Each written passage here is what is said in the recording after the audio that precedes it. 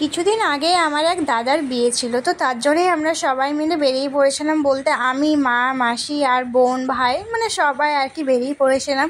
আর এসেই দেখি মানে আমরা অনেক দুপুর করে বেরিয়েছিলাম আর কি। দুপুর বলতে 11:30 করে, সেই সময় দুপুর হয়নি আর কি, দিনের বেলাতে বেরিয়েছিলাম। কিন্তু আসতে আমাদের লেট হয়ে গেছিলো প্রায় 3টে, মানে 3:30-র কাছাকাছি আর কি লেট হয়ে গেছিলো। আর এসে দেখি জল সাজতে যাওয়ার জন্য এরা এখানে কী সব নিয়মকানুন করছে, তো তার জন্য একটু দেখিয়ে দিলাম তোমাদেরকে।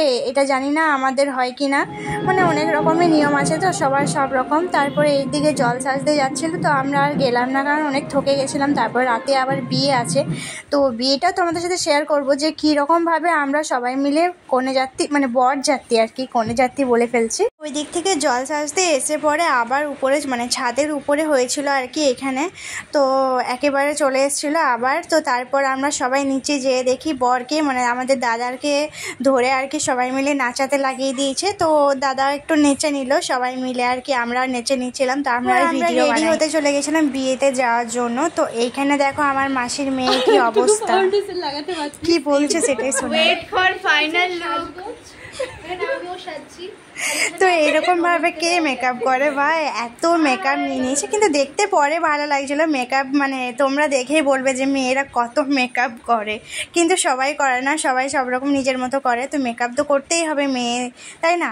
তো যাই হোক, তারপর আমরা রাতে সব রেডি টেডি হয়ে বেরিয়ে পড়েছিলাম বরযাত্রী যাওয়ার জন্য। আর বরযাত্রী জানো কোথায় গেছিলাম? মাত্র আমরা যদি হেঁটে হেঁটে যাই তাহলে 5 মিনিটও লাগবে কিনা জানি না। আর এরকম যদি আমরা গাড়িতে যাই তো 1 থেকে 2 মিনিট লাগবে হয়তো।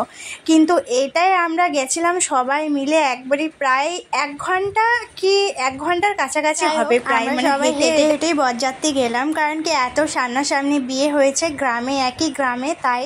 তো যাই হোক, তারপরে এদিকে দেখতে থাকো তোমরা। আমরা পৌঁছে মানে বাজি ফুটাতে ফুটাতে যাচ্ছিলো আর কি, আর সবাই নাচতে নাচতে যাচ্ছিলাম। তো তাই এত লেট। তো আমরা চাইলেই অনেক আগেই চলে যেতে পারতাম, কিন্তু পেছনে পেছনে যা আগে তো বর ঢুকবে, তাই মাথা তা বলতে বলতে চলে এসেছি আমরা। তো এসেই প্রথমে আমরা ফুচকার দিকে চলে গেছি, ভিড় পুরো, আর পুরো খিদে পেয়ে গেছিলো। তো যারা খেয়ে নিয়ে টিফিন দিয়েছিল। তো আমি পরের ব্লগে আবার দেখাবো তোমাদেরকে। আর এইখানে আমাদের বৌদিকে ভিতরে নিয়ে চলে আসা হয়েছে। তো তোমাদের ভিডিওটা এ পর্যন্ত, আবার দেখাবে পরের ব্লগে।